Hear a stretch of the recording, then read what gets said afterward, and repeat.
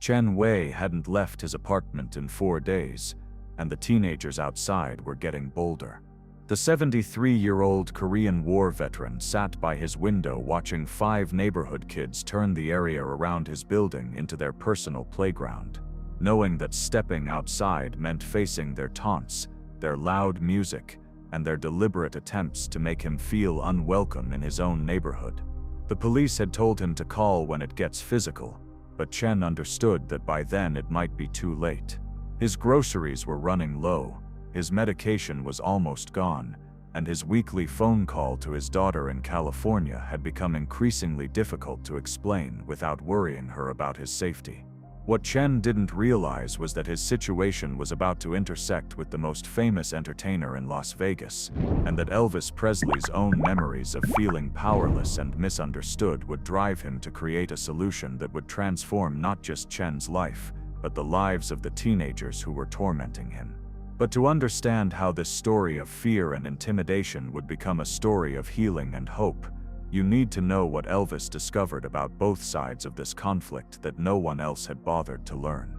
It was October 3, 1975, and Chen Wei was living in a prison of his own making.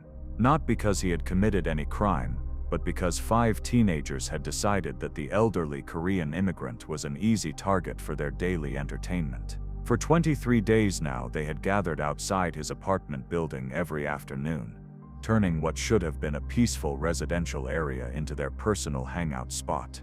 The teenagers thought they were just having fun. Marcus Thompson, 16 years old and angry about his parents' recent divorce, used the elderly man as a way to feel powerful when everything else in his life felt out of control. His parents had been fighting for months before the separation, screaming matches that echoed through their small house while Marcus tried to do homework or sleep. When they finally divorced, both parents seemed to forget that Marcus existed, too caught up in their own pain and legal battles to notice that their son was drowning in confusion and rage. Tanya Williams, 15, whose mother worked double shifts at 2 different hotels and never had time to ask about her day, found attention through loud, rebellious behavior. Linda Williams loved her daughter desperately, but working as a housekeeper at the Flamingo during the day and waiting tables at a downtown casino at night left her exhausted and emotionally drained. She would come home after midnight to find Tanya either asleep or pretending to be asleep, and leave for work before Tanya woke up. Their communication had dwindled to notes left on the refrigerator and brief conversations about school grades and household responsibilities. Danny Rodriguez, 17, was failing in school and felt like a disappointment to everyone, so making someone else feel small made him feel bigger. Danny's father had immigrated from Mexico with dreams of providing his family with opportunities he'd never had. He worked construction during the day and took English classes at night, constantly pushing Danny to achieve academically.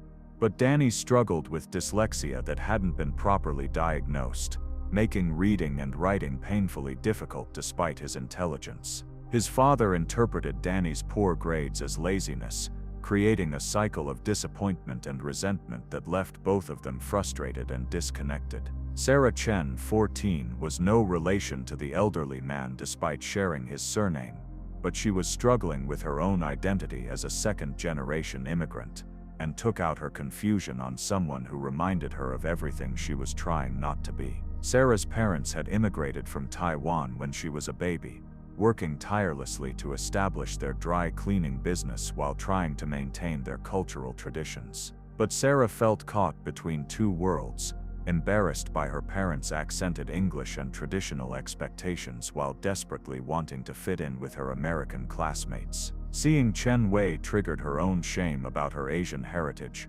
making him a target for the self-hatred she couldn't articulate. And Michael Johnson, 15, simply followed the group because he was terrified of being alone and thought belonging somewhere, even a destructive somewhere, was better than belonging nowhere at all. Michael's mother had died of cancer when he was 12, leaving him with a father who worked long hours as a truck driver and struggled with his own grief. Michael bounced between relatives and family friends when his father was on long-haul trips, never staying anywhere long enough to form meaningful relationships. The group of teenagers represented the closest thing to stability and belonging he had experienced since his mother's death. What none of these teenagers understood was that their easy target had survived some of the most brutal combat in modern military history. Chen Wei had enlisted in the U.S. Army at age 18, just 6 months after arriving in America from Korea with nothing but determination to build a new life. He had fought in the Korean War from 1951 to 1953, earning 3 Purple Hearts and 2 Bronze Stars for valor under fire. He had seen friends die in his arms, had gone days without food in sub-zero temperatures, and had witnessed horrors that still visited him in his dreams more than 20 years later. The comments weren't individually devastating, but their cumulative effect was crushing. Each interaction chipped away at Chen's confidence and sense of belonging in his own neighborhood. He began to dread leaving his apartment, knowing that any trip outside might result in another humiliating encounter with the teenagers. Chen started timing his errands to avoid the teenagers' usual gathering hours, venturing out only early in the morning or late in the evening when he was less likely to encounter them. But the teenagers seemed to sense his strategy and began varying their own schedules, sometimes appearing unexpectedly when Chen thought the coast was clear. When timing his trips became unreliable, Chen started asking his neighbor, Mrs. Patterson, to pick up his groceries when she went shopping. Mrs. Patterson, a widow in her 60s who had always been friendly with Chen, was happy to help but worried about his increasing isolation. "Chen, honey, you don't need to hide from those kids," she told him during one of their conversations in the hallway. "They're just being teenagers. You have every right to come and go as you please." But Chen couldn't explain to Mrs. Patterson how the teenagers' behavior triggered memories and feelings that went far deeper than simple annoyance. Their mockery reminded him of his early years in America, when his accent and unfamiliarity with cultural norms had made him a target for discrimination and ridicule. He had thought those days were behind him, that his decades of contribution to American society had earned him a place of respect and belonging. The teenagers' treatment made him feel like he was back where he started, an outsider, unwelcome and misunderstood. Finally, Chen simply stopped leaving his apartment altogether. He told himself it was temporary, just until the teenagers lost interest and moved on to other activities. But as the days passed, his isolation became more complete and more frightening. By the 4th day of his self-imposed imprisonment, Chen was facing multiple crises. His blood pressure medication was down to 3 pills, his refrigerator contained only a few cans of soup and some crackers, and his weekly phone call to his daughter Susan had become increasingly difficult to navigate without revealing the truth about his situation. Susan Chen Martinez lived in San Diego with her husband and 2 teenage children. She was a successful nurse practitioner who had built a thriving practice while raising her family. Chen was enormously proud of her achievements, but that pride made him reluctant to burden her with his problems. She had worked so hard to establish her career and create a stable life for her family that Chen didn't want to add to her responsibilities by admitting he needed help. "Dad, you don't sound like yourself," Susan had said during their last phone conversation. "You sound tired, and your voice seems different. Are you feeling okay? Are you eating properly? Do you need me to come visit?" Chen wanted desperately to tell her the truth, to ask for her help, to admit that he felt helpless and afraid in his own neighborhood. But every time he started to explain, he thought about Susan's busy life, her patients who depended on her, her children who needed their mother's attention. How could he add his problems to her already full schedule? "I'm fine, Susan," he had lied, the words tasting bitter in his mouth. "Just a little tired lately. Maybe I've been working on too many projects in my workshop." The lie came easily because Chen had been using variations of it for weeks, telling anyone who asked that he was simply busy with carpentry projects or taking a break from his usual activities. But the truth was that Chen hadn't touched his woodworking tools since the harassment began. The joy he usually found in creating beautiful objects with his hands had been replaced by a constant anxiety that made concentration impossible. Chen wasn't just tired, he was exhausted from the constant vigilance required to avoid the teenagers. He wasn't busy with projects, he was paralyzed by fear and humiliation. And he wasn't taking a voluntary break from his activities. He was experiencing something he hadn't felt since those terrible days in Korea during the war. The sense of being trapped with no way out, surrounded by an enemy that seemed unpredictable and potentially dangerous. The comparison to his military experience troubled Chen deeply. During the war, he had faced clear enemies with specific objectives. The danger had been real but comprehensible. This situation felt more insidious because the threat came not from foreign soldiers but from American children, not in a war zone but in his own peaceful neighborhood, not from people trying to kill him but from people trying to humiliate him. On that October evening, as Chen sat by his window watching the teenagers gather outside for what had become their routine harassment session, he made a decision that would change everything. He was going to walk outside, face their taunts and harassment, and go to the pharmacy to get his medication. He couldn't let fear control his life anymore, and he couldn't risk his health by avoiding necessary medical care. Chen prepared for his expedition like a soldier preparing for battle. He checked his wallet to make sure he had enough money for the prescription. He wrote down the name of his medication in case the pharmacist needed clarification. He planned his route to minimize the time spent in the teenager's line of sight. He even practiced responses to the comments he expected to hear, hoping that preparation might help him maintain his dignity during the inevitable confrontation. What Chen didn't know was that Elvis Presley was driving through his neighborhood at that exact moment, returning from a late dinner with friends at a restaurant off the strip. Elvis had been feeling restless lately, overwhelmed by the demands of his career and seeking escape from the increasingly intense pressure of his fame. He often took long drives through Las Vegas's residential neighborhoods, finding peace in the orderly streets and quiet homes that reminded him of the stability he craved but rarely experienced. Elvis had always been drawn to the older neighborhoods of Las Vegas, areas where longtime residents had created communities with character and continuity.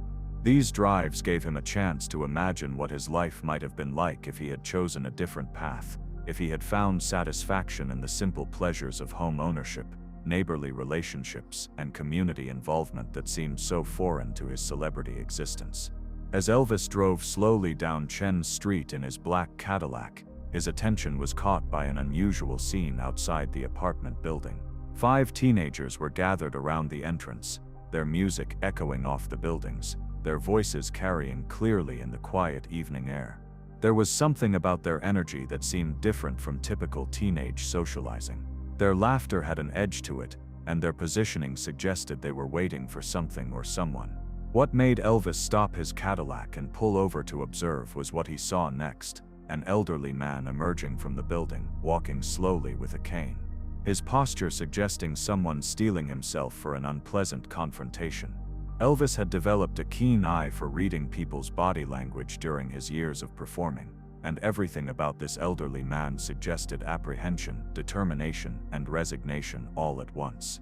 Elvis watched as Chen Wei pushed open the glass door of his apartment building and stepped outside. The change in the teenagers' behavior was immediate and unmistakable. Their casual conversation stopped, their attention focused entirely on the elderly man, and their demeanor shifted from relaxed socializing to predatory alertness. "Look who finally came out of his cave," Marcus called out, loud enough for Elvis to hear clearly from across the street. The comment was delivered with theatrical cruelty, designed to humiliate and intimidate. "Must be really desperate if he's willing to face us," Tanya added with a laugh that sounded forced and unnatural, as if she were performing a role she didn't entirely understand or believe in. Elvis saw Chen pause at the building's entrance, his entire body tensing as he heard the comments. For a moment, the elderly man looked like he might turn around and retreat to the safety of his apartment. Elvis could see the internal struggle playing out in Chen's posture, the desire to avoid confrontation warring with whatever necessity had driven him outside. But then Chen straightened his shoulders, adjusted his grip on his cane, and began walking toward the street with determined steps. Elvis recognized the body language of someone who had made a difficult decision and was committed to following through despite the consequences. The teenagers fell into formation alongside Chen as he walked, not physically blocking his path, but creating an intimidating presence that turned his simple journey to the sidewalk into a psychological gauntlet. They maintained just enough distance to avoid direct confrontation while making their presence unmistakably threatening. "Where you going, old man?" Danny called out with mock concern. "Maybe we should come with you, make sure you don't get lost or confused." Sarah added her own contribution. "Be careful, Grandpa. It's dangerous out there for someone your age." The comments were crafted to sound like concern while actually conveying contempt and intimidation. Elvis recognized the technique from his own experience with people who used false solicitude to mask their hostility. Michael, following the group's lead, added, "Yeah, maybe you should stay inside where it's safe. Old people shouldn't be walking around alone at night." Elvis felt something familiar stirring in his chest: anger at bullying, protectiveness towards someone being mistreated, and recognition of what it felt like to be surrounded by people who didn't understand you. But more than anger, Elvis felt curiosity. There was something about the elderly man's bearing, even in this humiliating situation, that suggested dignity and strength beneath the vulnerability. And there was something about the teenager's behavior that seemed less like genuine cruelty and more like performance, as if they were playing roles they didn't fully understand. Elvis had been bullied himself as a young man, mocked for his appearance, his music, and his background. He had also been in situations where his fame and success had made him a target for people who resented what he represented. He understood both the pain of being misunderstood and the complex motivations that drive people to hurt others. But Elvis also recognized something else in this situation: an opportunity. The elderly man clearly had more depth and substance than the teenagers realized. The teenagers clearly had more complexity and potential than their current behavior suggested. What was missing was any mechanism for these two sides to see each other clearly. Elvis got out of his Cadillac and walked across the street toward the group. As he approached, the teenagers' attention shifted from Chen to this unexpected newcomer. Elvis Presley was immediately recognizable, even in casual clothes and without the theatrical presentation of his stage performances. "Excuse me," Elvis said, his voice calm but carrying clear authority. "Is there a problem here?" The teenagers' demeanor changed instantly as they recognized who was speaking to them. Elvis Presley, the most famous entertainer in Las Vegas and arguably the world, was standing 10 feet away asking them questions. The fantasy of celebrity encounter that every teenager secretly harbored was suddenly reality, but in circumstances none of them could have imagined. "Mr. Presley," Tanya said, her voice suddenly small and uncertain, the theatrical cruelty completely gone. We weren't doing anything wrong." Marcus, who had been the most vocal in his harassment of Chen, now found himself speechless, his bravado evaporating under Elvis's steady gaze. Danny, Sarah, and Michael clustered together, uncertain how to behave in the presence of someone they had only seen on television and in magazines. Elvis looked at Chen, who was still standing with his cane, uncertain whether this intervention was helpful or just another form of unwanted attention. Chen had lived long enough to be wary of dramatic gestures and celebrity involvement in ordinary people's problems. "Sir," Elvis said to Chen, his tone respectful and genuinely concerned, "are you all right?" Chen looked up at Elvis with surprise and confusion. In all the weeks of harassment, no adult had ever stopped to ask if he was okay. Most people simply ignored the situation, unwilling to get involved in what appeared to be a minor neighborhood dispute. "I'm fine," Chen said quietly, using the same automatic response he had been giving everyone who asked about his well-being. But Elvis could see that Chen wasn't fine.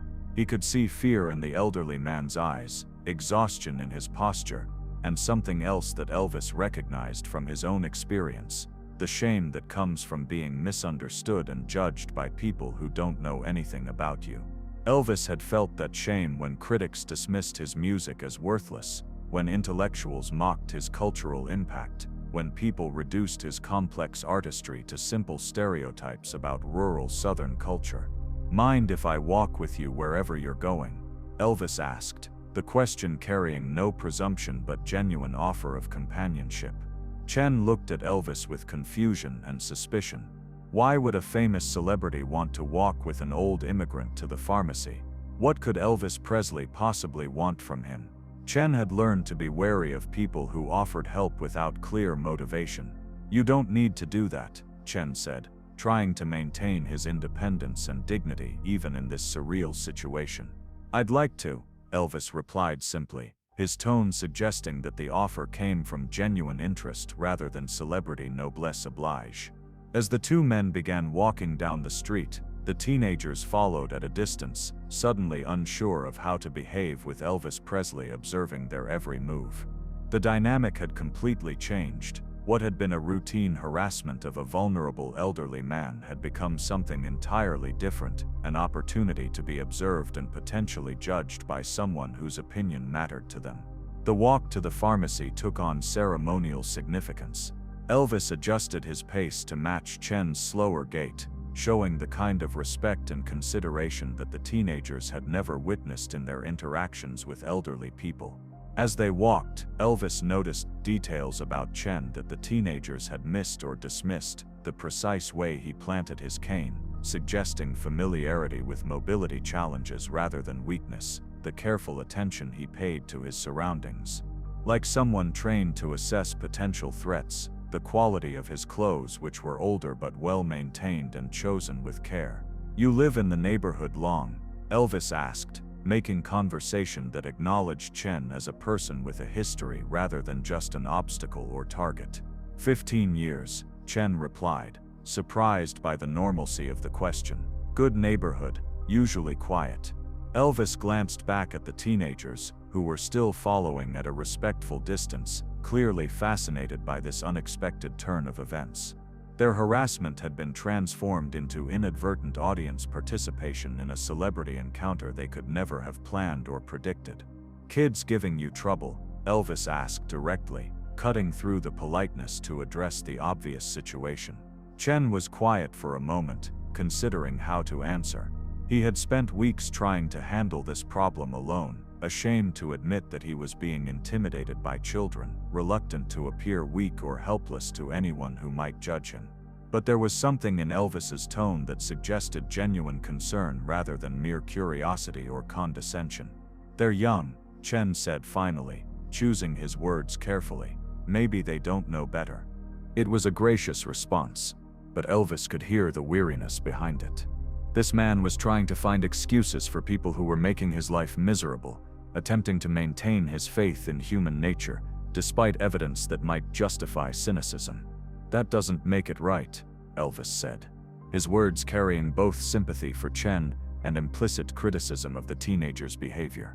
When they reached the pharmacy, Elvis held the door open for Chen, a simple gesture of courtesy that the teenagers observed with new attention. Inside, the pharmacist looked up in surprise at seeing Elvis Presley with an elderly customer, the incongruity of the pairing adding to the surreal quality of the evening. "Mr. Chen," the pharmacist said, professional recognition masking personal surprise. "Good to see you. Haven't seen you in a while." "Been busy," Chen replied, which was his habitual way of avoiding detailed explanations about his recent isolation. As Chen collected his medication, Elvis found himself studying this man more carefully. Everything about Chen suggested competence, dignity, and intelligence despite his current vulnerability. His English was accented but precise. His interaction with the pharmacist was polite and informed. His questions about his prescription were knowledgeable and appropriate. This wasn't someone who deserved to be treated as a target for teenage entertainment. On the walk back to Chen's building, Elvis made a decision that would change all their lives. He had seen enough to understand that this wasn't a simple case of teenage misbehavior or elderly paranoia. This was a breakdown in community understanding that was hurting everyone involved. "Mr. Chen," Elvis said, as they walked, "would you mind if I asked you something personal?"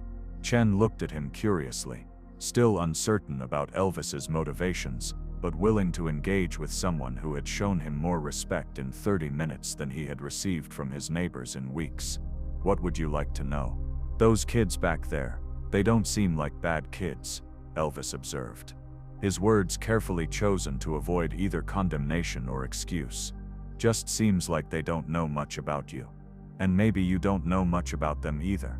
Chen considered this observation.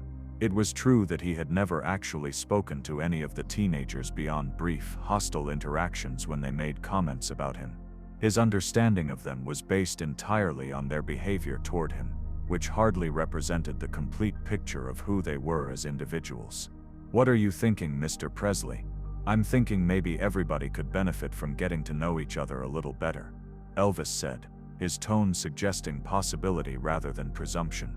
"And I'm thinking maybe I could help with that." When they arrived back at the apartment building, the teenagers were still waiting, but their energy was completely different. They were quiet, respectful, and clearly intrigued by what they had witnessed. The simple act of watching Elvis treat Chen with dignity and respect had altered their perception of the elderly man, making them question their own behavior in ways that direct confrontation or adult lecturing never could have achieved. Elvis approached the group with Chen beside him, the positioning itself making a statement about equality and mutual respect.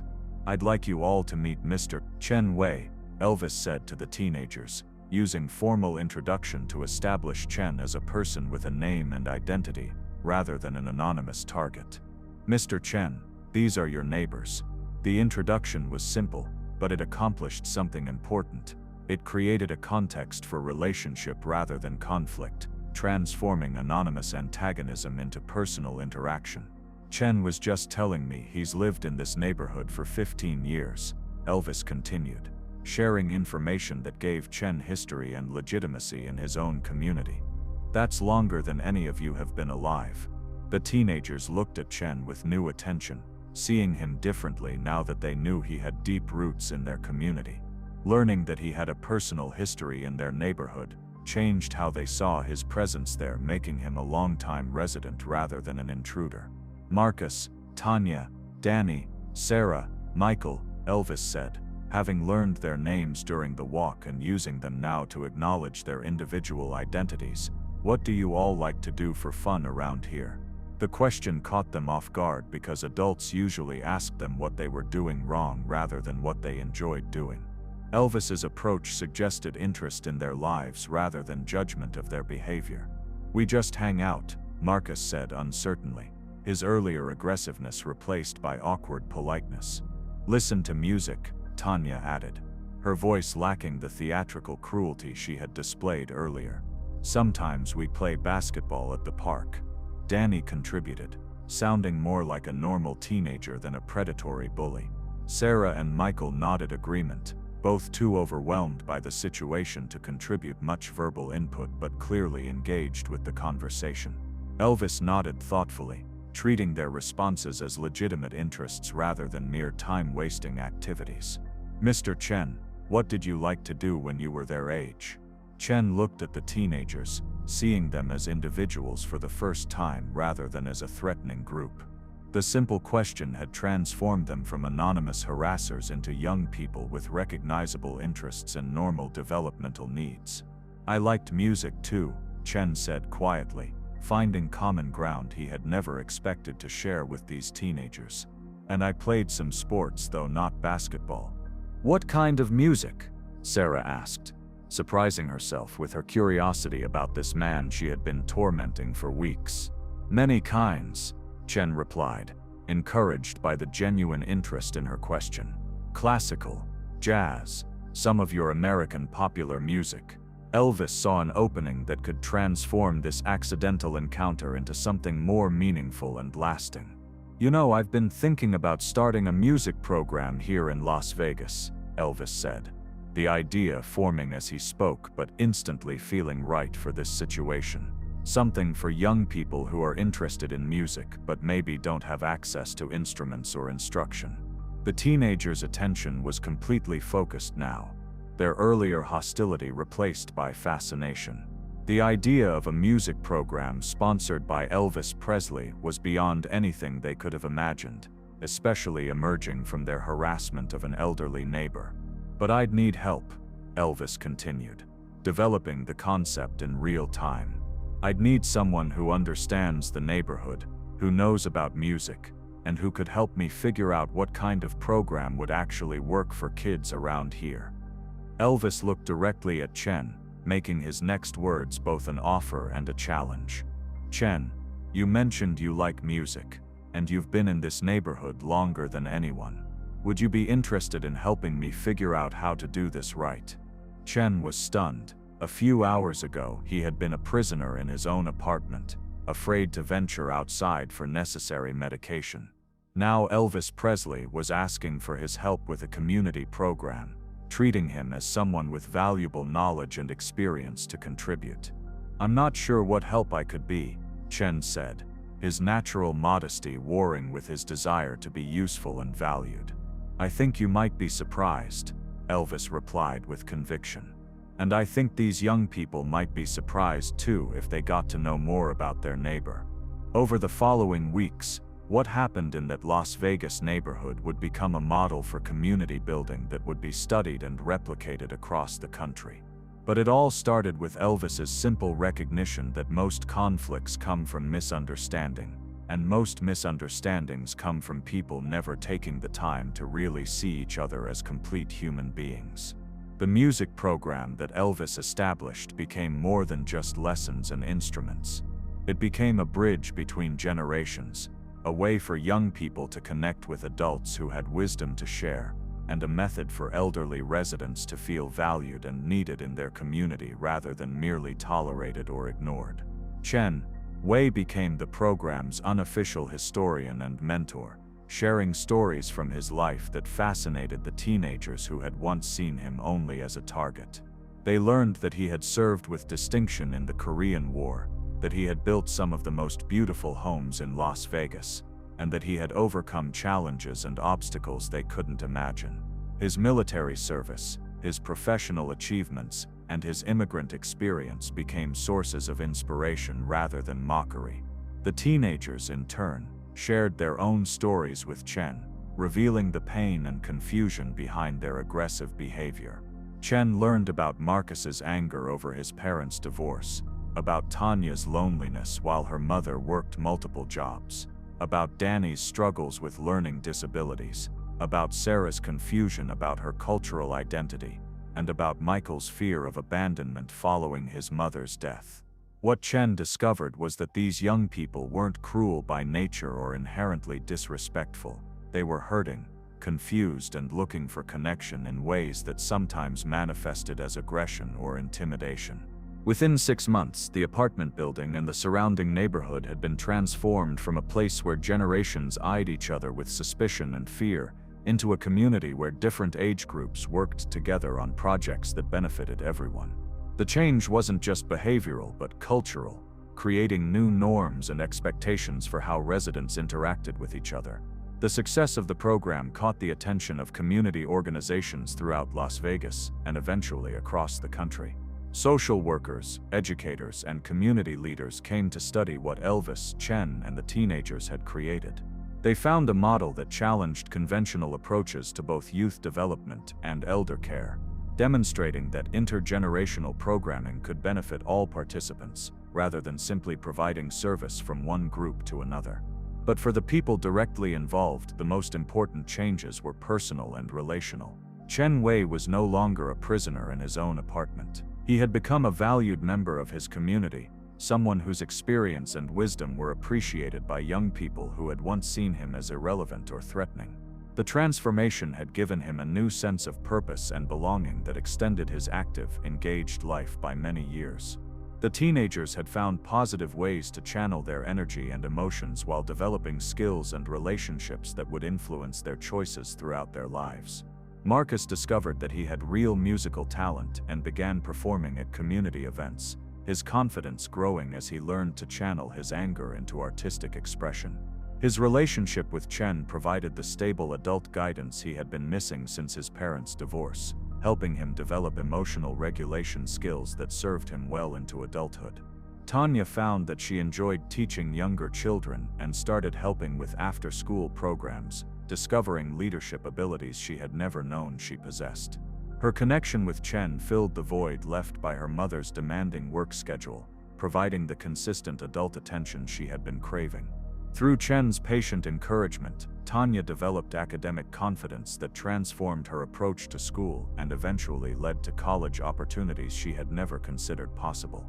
Danny's confidence improved dramatically as he mastered new skills and began to understand that his learning differences didn't define his intelligence or potential.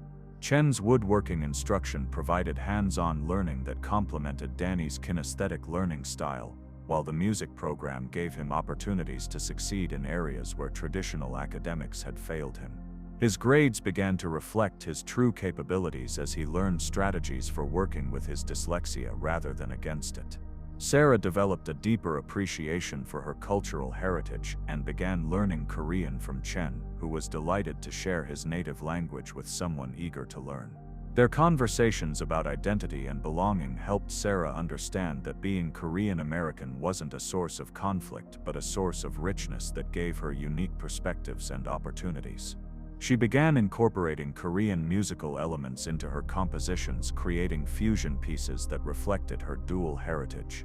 Michael found the sense of belonging he had been desperately seeking, but in a context that encouraged positive contribution rather than destructive behavior. Under Elvis and Chen's guidance, he developed skills as a sound engineer and program coordinator, learning to manage equipment and help younger participants. His organizational abilities and attention to detail made him invaluable to the program's operations, giving him the recognition and purpose he had been missing since his mother's death. Elvis continued to visit the program regularly, but as it developed, his role became less central and more supportive. He had created something that could sustain itself because it was based on genuine relationships between people who had learned to see past their initial assumptions about each other. The program's success validated his belief that the most effective solutions to community problems come from within the community itself when people are given the opportunity and encouragement to connect across the barriers that usually divide them. The story of Chen Wei and the teenagers who had once harassed him became a powerful example of how conflicts that seem intractable can be resolved when someone is willing to look beyond surface behaviors to understand the underlying needs and fears that drive them. Their experience demonstrated that misunderstandings between different groups are often based on stereotypes and assumptions that disappear when people take the time to really know each other as individuals. Dr. Patricia Williams, a sociologist at the University of Nevada, Las Vegas, conducted extensive research on the program's impact and effectiveness. Her studies, published in multiple academic journals, documented significant improvements in community cohesion, intergenerational relationships, and individual outcomes for both elderly and youth participants. What makes this program unique, Dr. Williams wrote in her comprehensive 1985 report, isn't just that it brings together young people and elderly residents. It's that it creates genuine relationships based on mutual respect and shared interests, rather than artificial interactions designed to fulfill some kind of social service obligation. Dr. Williams' research followed participants over a 10-year period, documenting remarkable outcomes. Youth participants showed significantly higher rates of high school graduation, post-secondary education enrollment, and community involvement compared to control groups. Elderly participants demonstrated improved mental health, increased social connection, and enhanced sense of purpose and value within their communities. The program's model began to be replicated in other communities across Nevada and eventually in other states. Social workers, community organizers, and youth development specialists traveled to Las Vegas to observe the program and learn about its approach to intergenerational programming. Training materials were developed, implementation guides were created, and a network of similar programs began to emerge throughout the American West. But the replication efforts revealed something important. The success of the original program wasn't just about its structure or activities, but about the relationships and commitment of the people involved.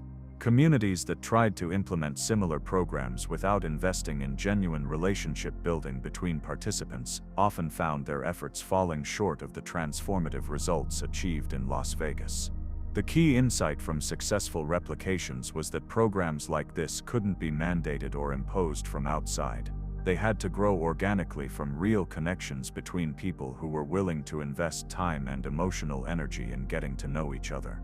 The role of facilitators like Elvis wasn't to direct or control the relationships but to create safe spaces where authentic connections could develop naturally. As the teenagers graduated from high school and moved into adulthood, They maintained their relationships with Chen and continued to participate in the program as mentors for newer participants. This continuity created a multi-generational legacy that extended the program's impact far beyond its original participants. Marcus Thompson used the confidence and emotional stability he had gained through his relationship with Chen to pursue higher education and eventually a career in social work. He became a community organizer specializing in programs that bring together different generations to address neighborhood problems, always crediting Chen with teaching him that understanding and patience were more effective than confrontation and force. Mr. Chen showed me that the solution to conflict isn't to fight back harder, Marcus explained in a 1990 interview about his professional work. The solution is to create opportunities for people to see each other's humanity. Every successful mediation I've done has been based on principles I learned from watching him transform our hostility into respect. Tanya Williams developed her musical talents sufficiently to earn a scholarship to study music education at the University of Nevada. She returned to Las Vegas after graduation to teach in the public schools, but her classroom became an extension of the intergenerational model she had learned. Tanya regularly invited elderly community members to share their knowledge and experiences with her students, creating learning opportunities that enriched both age groups. My students today benefit from the same kind of relationships that changed my life, Tanya said during her acceptance speech for the Nevada Teacher of the Year Award in 1995. When elderly people share their stories and skills with young people, both generations discover that they have more to offer each other than either group realized. Danny Rodriguez used his improved academic performance and newfound confidence to gain admission to a community college music program. His learning differences, once a source of shame and frustration, became strengths when channeled through music and hands-on learning approaches. Danny eventually became a professional musician and music therapist, specializing in working with young people who struggled with traditional educational methods. Mr. Chen taught me that being different isn't the same as being deficient, Danny wrote in his 1998 autobiography, Finding My Voice, From Failure to Music Therapy. He showed me that my brain just works in a different way, and that difference could be a gift if I learned how to use it properly. Sarah Chen embraced her dual heritage and became a cultural educator, developing programs that help immigrant families navigate the challenges of maintaining cultural identity while adapting to American society. Her work was directly inspired by the lessons she had learned from Chen Wei about the strength that comes from embracing rather than rejecting one's background. Chen Wei wasn't even related to me, but he became like a grandfather who taught me to be proud of my Korean heritage, Sarah explained in a 2001 documentary about Asian American identity. He showed me that I didn't have to choose between being Korean and being American. I could be both, and that combination made me stronger, not weaker. Michael Johnson used his organizational skills and technical abilities to build a career in audio engineering, eventually starting his own company that specialized in recording and producing music for community and educational programs. He remained actively involved in the music program throughout his adult life, serving on its advisory board and providing technical support for its activities. The program gave me the family I had lost when my mom died, Michael reflected during the program's 25th anniversary celebration. Chen became like a grandfather to me, and the other participants became like siblings. That sense of belonging changed everything about how I saw myself and what I thought was possible for my future. The long-term success of all 5 original participants became a powerful argument for community-based approaches to youth development and conflict resolution. Their achievements were cited in academic research, policy discussions, and funding proposals for similar programs around the country. By 1990, 15 years after that October evening when Elvis had intervened in what appeared to be a simple case of teenage harassment, the original program had evolved into a comprehensive community center serving hundreds of participants annually. The Chen Wei Community Music Center, as it came to be known, offered programming for all age groups and had become a model for intergenerational community development. The center's success attracted national attention from researchers, policymakers, and community leaders who were seeking effective approaches to addressing urban problems. Delegations from cities across the United States visited Las Vegas to study the program's methods and outcomes. But the center's leaders always emphasized that their success wasn't due to any revolutionary insights or innovative techniques. Their approach was based on simple principles that Chen Wei had demonstrated: treat everyone with respect, create opportunities for people to share their knowledge and experiences, and never underestimate the power of genuine human connection to overcome initial misunderstandings and prejudices. Elvis Presley continued to support the program financially and through occasional visits until his death in 1977. His passing was mourned deeply by all the program participants, but his influence lived on through the relationships and principles he had helped establish. The program had become self-sustaining, proving that his initial intervention had created something that could endure beyond his personal involvement. Chen Wei lived to see the program's national recognition and expansion. He became a sought-after speaker on topics related to community building and intergenerational relationships, but he always remained humble about his contributions. In interviews and presentations, Chen consistently emphasized that the transformation had been mutual. He had gained as much from his relationships with the young people as they had gained from him. "I was lonely and afraid when this started," Chen told a reporter in 1989. "These young people gave me purpose and joy in my later years. They taught me that age doesn't have to mean isolation, and that respect flows in both directions when people take time to really know each other." When Chen Wei passed away in 1992 at the age of 90, his funeral was attended by hundreds of people whose lives he had touched through the program. The 5 teenagers who had once made him afraid to leave his apartment served as honorary pallbearers, and Elvis's former band members performed "Love Me Tender" in his honor. The eulogies spoke not just of Chen's military service and professional accomplishments, but of his wisdom, patience, and ability to see potential in people who had initially treated him poorly. Marcus, speaking for all 5 of the original participants, described Chen as the grandfather they had never known they needed. "Chen Wei saved our lives by showing us a different way to be in the world," Marcus said. "He taught us that strength doesn't come from making others feel small, but from lifting others up.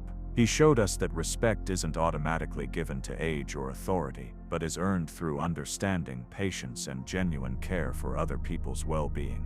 The program continued to operate and expand long after Chen's death, serving as a living memorial to his influence and a testament to the power of intergenerational cooperation.